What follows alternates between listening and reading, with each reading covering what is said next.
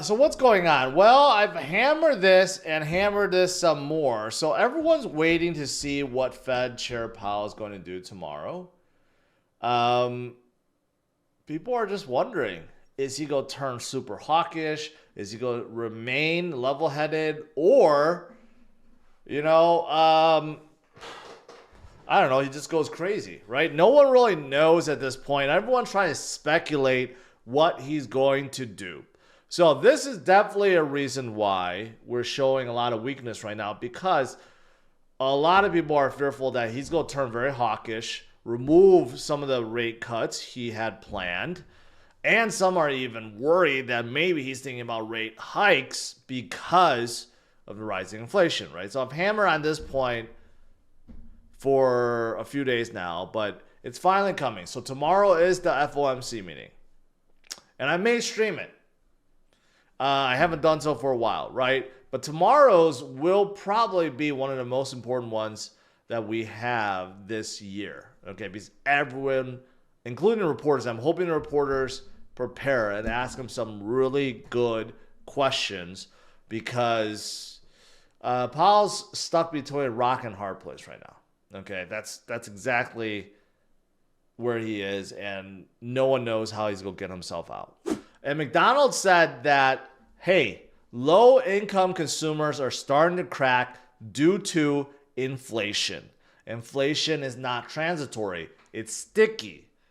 Even McDonald prices are going up.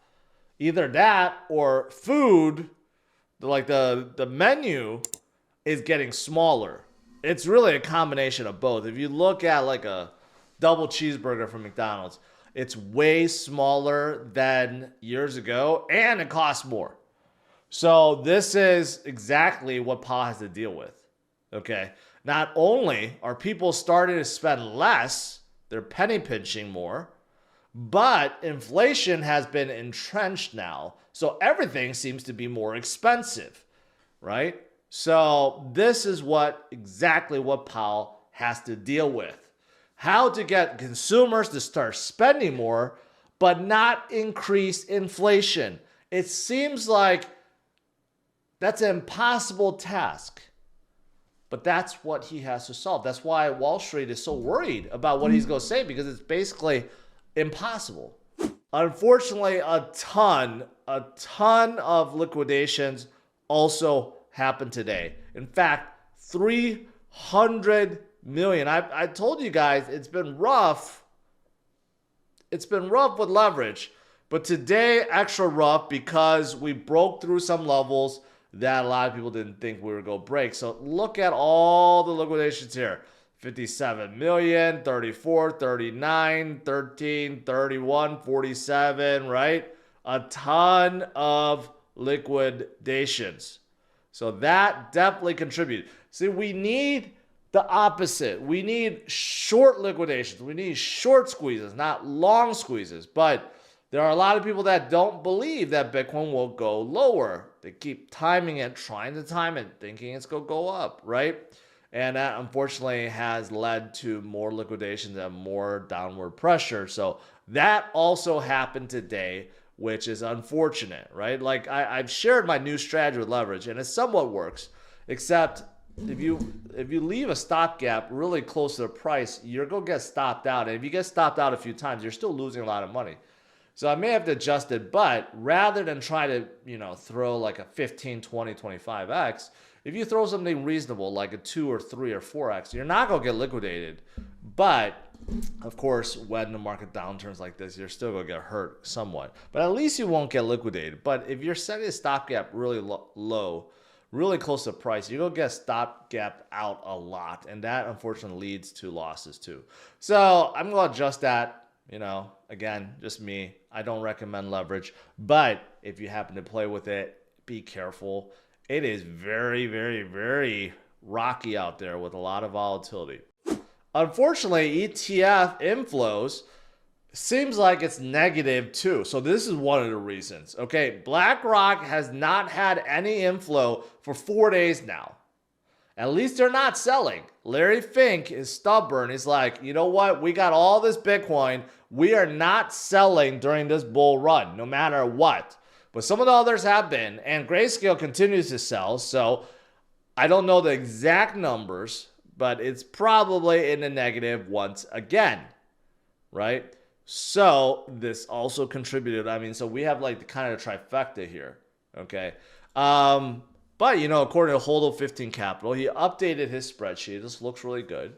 And you can see overall, you know, BlackRock is still holding $17 billion of the Bitcoin. Fidelity is still close to $10 billion. You got a lot of major fund companies. And one thing in particular, now you can see, are the ETFs from Hong Kong, including one that did add about 2,000 Bitcoin yesterday. That's about $122 million. And you have another one that added 964 Bitcoin. Still, that's close to $61 million.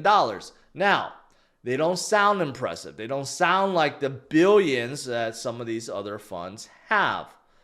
But, you know what? According to Eric, that 123 million that China AMC Bitcoin ETF took in was the sixth largest in the past 3 years when it comes to all the ETFs that they launched, right? So actually, it was really successful. It's just that the liquidity and the amount of money in Hong Kong right now, just not nearly as big as Wall Street. Wall Street is still dominating, okay, with their trillions upon trillions upon trillions. But it does show you there's still interest in Hong Kong. It could still build up. And as we recover and FOMO kicks in again, it's just going to be an amplifier to what we have already.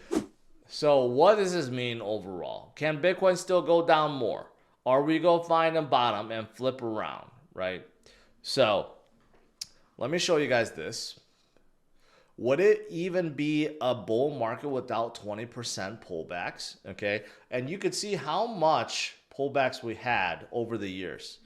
And yes, they're all happening during bull runs, during recovery times. Okay. So again, if you want to look at things in a positive light, think about this. We're having this pullback because of how much we ran up. This morning I showed, prior to April, we had 7 consecutive up months. We never had that in Bitcoin's history. We never had 7 consecutive green months. So it only makes sense that we take a breather every so often. That's why we see so many 20% pullbacks, right?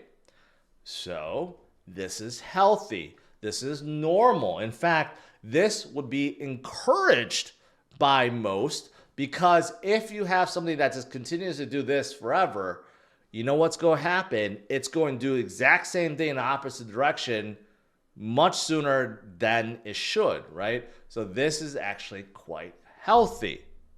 And some of the things I've named today, like for example, the Fed, right? So we'll see what he says tomorrow.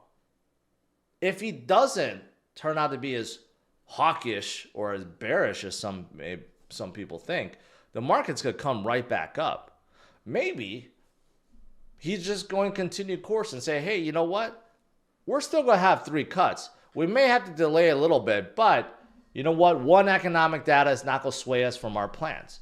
If he says something really encouraging and positive or dovish like that, hey, markets will climb right back up. We're not that far off from our all-time high, right? So sentiment changes very quickly with crypto from bullish to bearish, and could be bullish almost within a matter of days. So just to let you guys know, this is quite normal.